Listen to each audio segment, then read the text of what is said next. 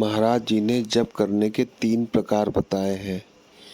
कैसे करते हैं वे जप और कौन कौन से वो जप होते हैं, आइए सुनते हैं उनके श्रीमुख द्वारा। सबसे श्रेष्ठ है, शास्त्रों में महिमा गाई गई है जप यज्ञ की।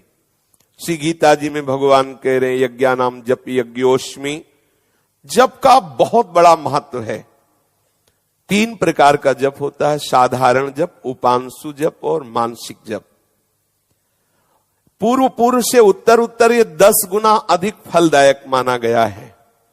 विधि यज्ञा जप यज्ञो विशिष्टो 10 गुणैहि उपांशु स्यात् शत गुणः साहस्रो मानसः स्मृतः।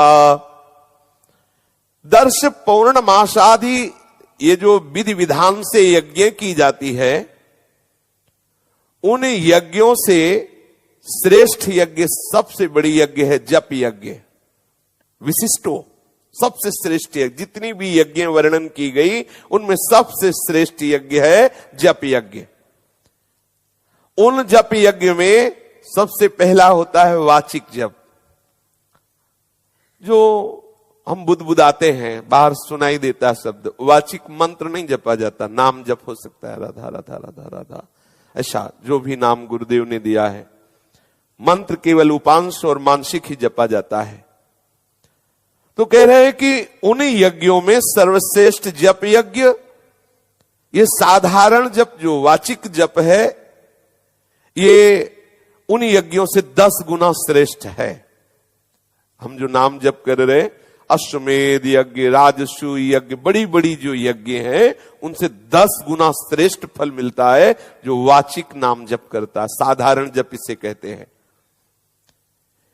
उपांशु जप उससे श्रेष्ठ है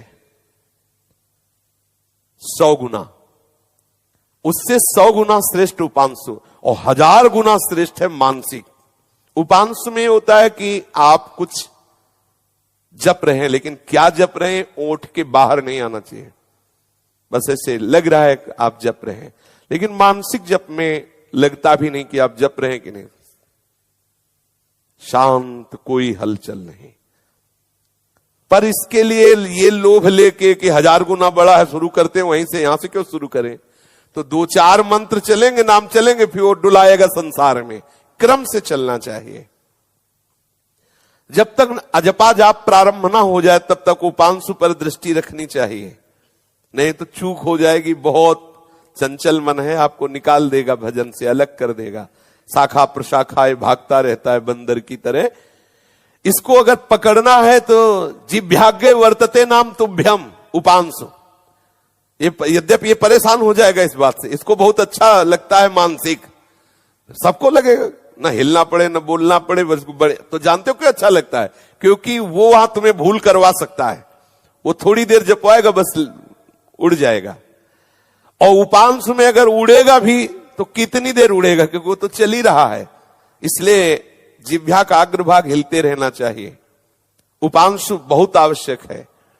जब बहुत काल तक उपांश होता है तब मानसिक में वास्तविक प्रवेश हो जाता है, और मानसिक में प्रवेश हो जाता है तो उसे अजपा जप कहते हैं। फिर कुछ काल के बाद फिर ऐसी स्थिति होती है, हर समय स्वाभाविक नाम भगवान, मंत्र भगवान कृपा करके विराजमान हो जाते हैं।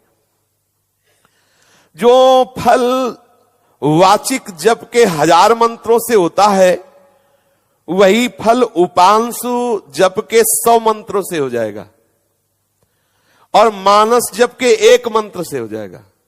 मानस में 1 बार मंत्र जप किया तो वाचिक में जो 1000 बार बोले, वो 1 बार मन से चिंतन करते हुए राधा बोले तो 1000 बार राधा का फल है।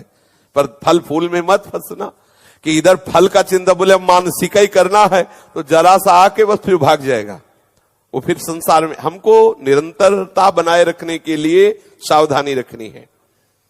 उच्च स्वर से होने वाले जप को साधारण जप करते हैं, परंतु ये कीर्तन नहीं है, ये कोई कीर्तन नहीं है। इसमें बुदबुदाना जैसा होता है, राधा वल्लभ राधा वल्लभ राधा वल्लभ राधा वल्लभ राधा वल्लभ, ऐसा।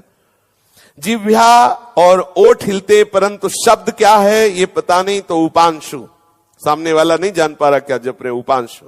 न जिसमें जीभ हिलती है और न ओठ हिलते हैं, गंभीर अंदर ही अंदर उसे मानसिक जप कहते हैं। उच्च स्वर से उपांश उत्तम, उपांश से मानसिक उत्तम, ये जप की विधि है।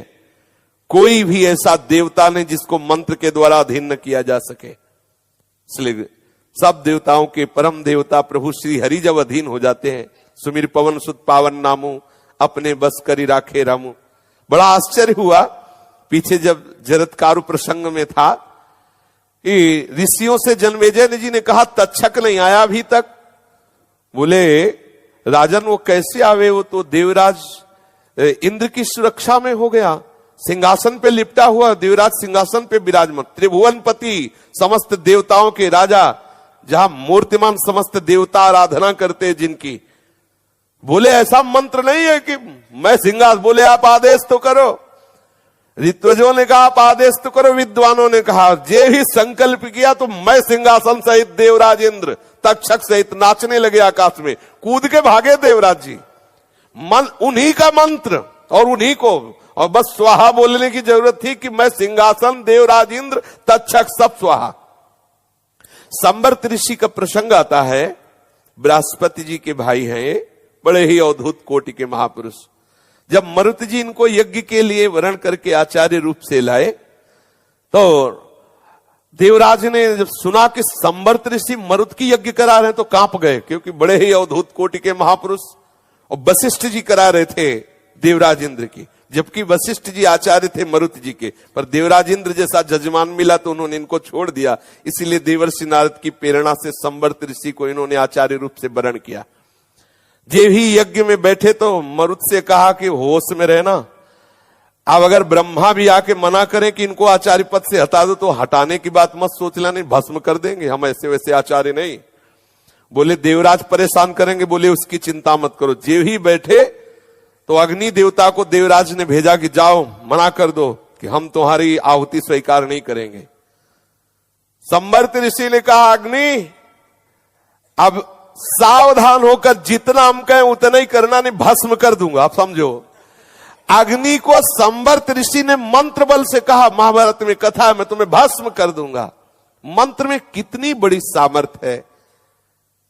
साक्षात सर्वेश्वर प्रभु मंत्र के बल से ही तो प्रसन्न होकर आ जाते हैं, अधीन हो जाते हैं मंत्रवेत्ता के प्रति। इसलिए निरंतर मंत्राकार वृत्ति, नामाकार वृत्ति